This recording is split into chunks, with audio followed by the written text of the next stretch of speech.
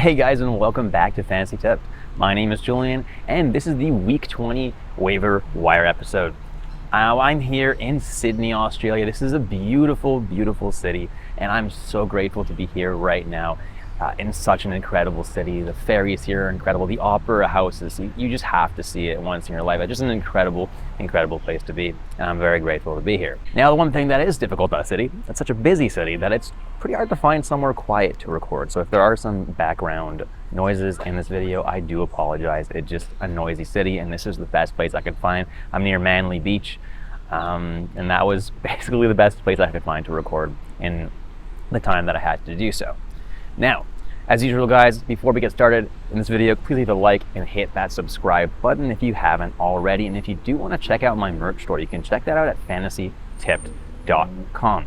Now, this is also going to be my second to last episode recorded from abroad, so I will be back home in my home studio very, very soon. So stay tuned for that as well. So let's jump into the content now. With the schedule, as you can see guys, Tuesday, Thursday, and Saturday, as usual, are pretty busy nights with 10, 10, and 12 games respectively. If you look at Monday, Wednesday, Friday, and Sunday, there's significantly less games on those days, so there's definitely a benefit in picking up players that play on those off nights because your schedule is probably pretty full on Tuesday, Thursday, and Saturday. Now, there are quite a few teams that actually have a pretty good schedule this week. The first team is the Detroit Red Wings, who actually play 5 games this week. I mean, they play Monday, Tuesday, Thursday, Saturday, and Sunday. It's very rare you have a team play more than 4 games in a week, but this is one of those weeks. So if you have some Detroit Red Wings players, definitely a good idea to have them this week because you will get a lot of games out of them. Then we got the Vegas Golden Knights, who play on all 4 of the off nights that I just outlined, Monday, Wednesday, Friday, and Sunday. So definitely some good adds this week if you add Vegas Golden Knight players. And then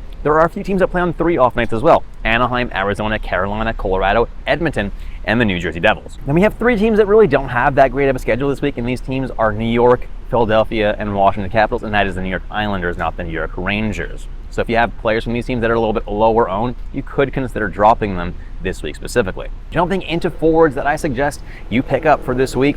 First on the list is Valeri Nichushkin, 68% rostered. I actually can't believe that this guy got below 70% owned because this guy is a really, really good player, and obviously he's been cold, but did you remember how well he did at the beginning of the season? Obviously that's not going to happen again, but that's the kind of talent this guy has. He's getting really good deployment, top power play time. This guy definitely could break out soon, so definitely don't mind adding him if he's somehow available in your league.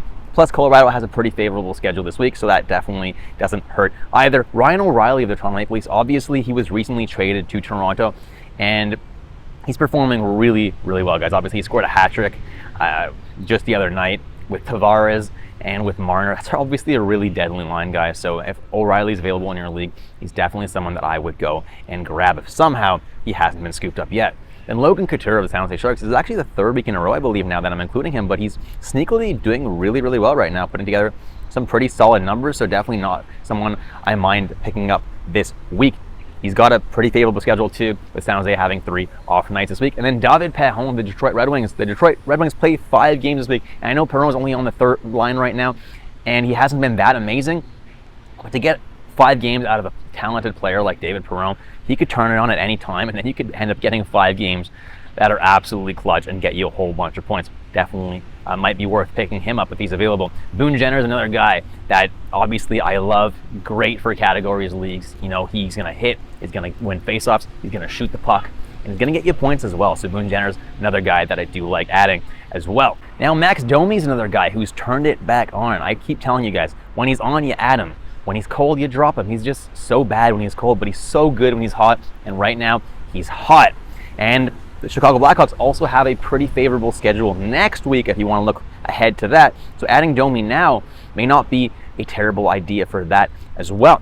Dylan Dubé of the Calgary Flames is someone who's quite hot right now, playing on the top line. And as long as he stays hot, still a guy that I would be adding in Calgary. And then I got Dominik Kubalik, the Red Wings, also playing in the top 6 right now in Detroit. And it's a no-brainer ad for this week, honestly, guys, because Detroit plays 5 games, and if you do have room on those 5 games for somebody, it's definitely going to be worth adding Kubalik because he's going to get you quite a few points. And then I have my Manscaped must-add player of the video, Tyler Bertuzzi. Get 20% off and free shipping with the code word FANTASYTIP at manscaped.com. That's 20% off, guys, and free shipping with the code word FANTASYTIP at manscaped.com. Guys, Manscaped, if you haven't heard yet, they got razors for your face now. They got whole kits for your beard. It's absolutely fantastic. You're gonna want to go ahead and check that out on manscaped.com and be sure to use my code word fantasy tipped. Now, why is Tyler Bertuzzi my Manscaped must-add player of the video? Well, Tyler Bertuzzi is finally turning it on. I've told you guys all year that he's a great player and he just needed to get going. He was, suffering through some injuries and he's finally seeming to get going right now. And if he can continue this, it's going to be an amazing, amazing ad for you. And especially this week when the Detroit Red Wings literally have 5 games, could not be a better ad. Then I have Robbie Fabry, who is potentially injured.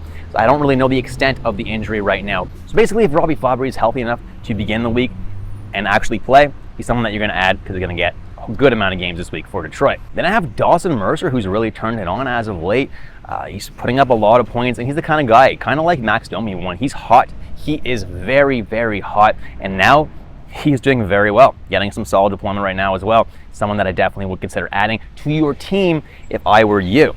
Then I have Frank Vatrano of the Anaheim Ducks, and he's sneakily been a pretty good player. Now, he did get demoted to the third line recently, but he still seems to be basically the most productive Ducks player that they have right now.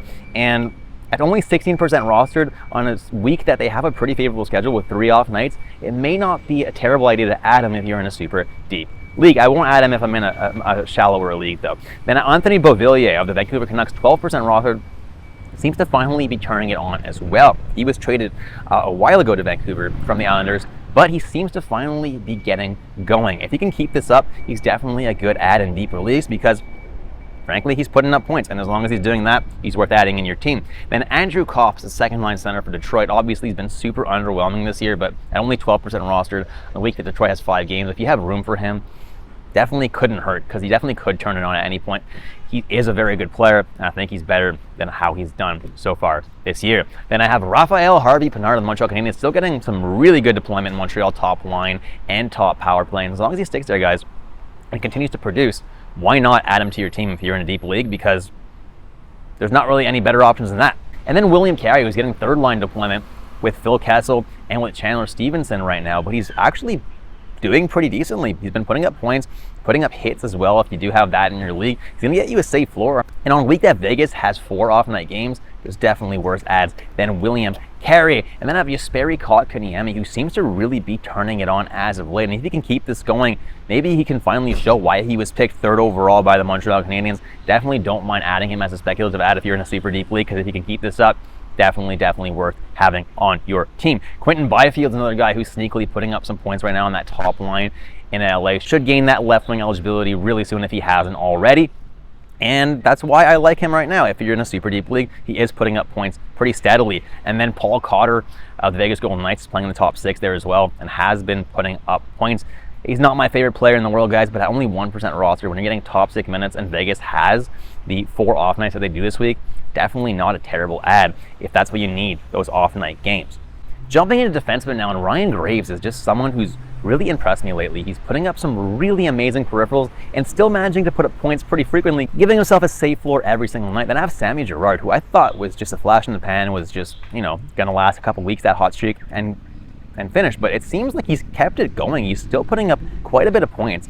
And his peripherals have actually gotten better. He's the kind of guy that I was like, but once those points dry out, those peripherals, honestly, not that great. But he hasn't been too bad. He's been blocking shots, been shooting the puck a little bit. So don't mind Samuel Girard. Could be a longer term hold if he can keep this up. Then Adam Boquist of the Columbus Blue Jackets, 9% owned. And Adam Boquist is getting top power play time in Columbus and has been doing a lot better as of late. Definitely check out his stats because he's someone that makes for a really good ad if you need a defenseman that can get you some points. Mike Matheson as well, not my favorite option in the world, but is getting top power play time in Montreal and therefore has some value for putting up points. And then Jake McCabe as well is someone that I'm liking right now because he's been putting up points. He doesn't get any kind of power play time or anything like that, but he's also been putting up a really safe floor with blocks and with hits, surprisingly. So as long as he keeps that up, Jake McCabe is a really good ad in deeper leagues and even in categories league. Jumping into goalies now, and first on the list I have Thatcher Demko of the Vancouver Canucks. And Thatcher Demko is very close to returning to action. Yes, I know what you're thinking, guys. He sucked earlier in the year, but maybe the time off was just what he needed to get his head straight and figure out you know, how to play goalie again, because he is a really, really talented guy. And if he can get going, guys, he could be one of the best goaltenders in the league. Obviously, Vancouver isn't that great of a team, so I'm not expecting him to be like a top 10 goalie or anything, but definitely could be a serviceable top 15, top 20 goalie for your fantasy team. So if he's available, go ahead and pick him up speculatively, because definitely could help out your team. And we got Philip Gustafson of Minnesota Wild, and he's obviously taken over now as a starter in Minnesota. As long as he's getting starts, guys, he's putting up some solid numbers. He's getting wins. He's definitely not someone I mind adding to my fantasy team. If you're in need of a goalie, he's a pretty solid option, honestly. He's been pretty good all year. Cam Talbot's another guy. He's finally back from injury, so he's the starter in Ottawa. Should get the vast majority of the games at this point. So also a good add for your fantasy team. If you're just looking for a goalie who's serviceable in all kinds of leagues. Then Phoenix Copley, obviously, is a starter in LA at this point. Had a bit of a rough patch for a bit, but he has bounced back. It's looking good, guys. So if you need a goalie, he's another really solid option if he's available in your league. Then Philip Grubauer seems to have taken over finally as a starter in Seattle, as it should be, because Martin Jones is not a good goaltender. Philip Grubauer obviously not the best goalie in the world either, but definitely a better choice than Martin Jones, and that's why I think he's actually not a bad ad if you do need a goaltender. Obviously, Ukko-Pekka Luukkonen, or 6K as I like to call him, is another really good ad as well, because he gets the majority of the starts in Buffalo. I know they're kind of a triple goalie split right now in Buffalo, which is bizarre as hell, but I'm assuming one of those guys will probably be traded before the deadline. If not, Ukko-Pekka Luukkonen is still going to get the majority of the games in Buffalo, so it doesn't matter too much for you, and I do recommend him as an ad. If you're in a bit of a deeper league, and there's none of the guys that I already mentioned are available, and you do need a goalie.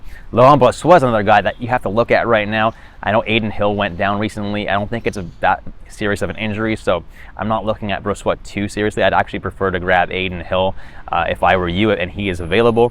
But either way, Brossoit or Aiden Hill are guys that I'd look at, because right now they are the starter in Vegas, because Logan Thompson is down with injury and is out a few weeks. Connor Ingram of the Arizona Coyotes has been playing like an absolute monster. He has surpassed Vejmelka, at least temporarily, as their starting goalie. So if you need a goalie who is starting games right now, Connor Ingram is insanely hot and definitely should be added by more fantasy managers right now, because frankly, he's just playing super well and deserves to be on a fantasy team right now, more than 11%. That is for sure. Kaapo Kähkönen is another guy who is kind of the starter in San Jose. Reimer may have taken back that crease. We're going to have to monitor that situation a little bit. So if you look and you see that, you know, Reimer is starting more games, I might not add him right now, but he's someone that you should consider if Reimer has another bad game or two. Kähkönen should go back to getting the majority of the starts. Not someone I'm really loving right now grabbing. I might avoid that right now, but he's just someone to monitor right now. If you're in desperate need for a goalie, he's only 6% rostered and could get some starts pretty soon. Then Peter Mrazek obviously is only 5% rostered and is getting the majority of the starts in Chicago. Now, they are splitting these starts with him and Stauber. Now, I know it's not great for you Mrazek owners that they're splitting the starts a little bit, but he's still getting the majority of the starts, just not, you know, like 75, 80% of the starts. He's getting maybe 60% of the starts or so. But if he keeps playing well like he has been, he may start getting even more starts going forward. And if you're in a super deep points-based league, that's all you really need, because he's playing well right now. And that's it for this video, guys. Thank you so much for watching all the way through. If you enjoyed it today, please leave a like and hit that subscribe button. And if you want to support me, take that support to the next level, definitely check out my Patreon. The link is in the description below. And if you do want to check out my merchandise store as well, you can go to fantasytipped.com. Thanks so much, guys, and I'll catch you in the next episode of Fantasy Tip.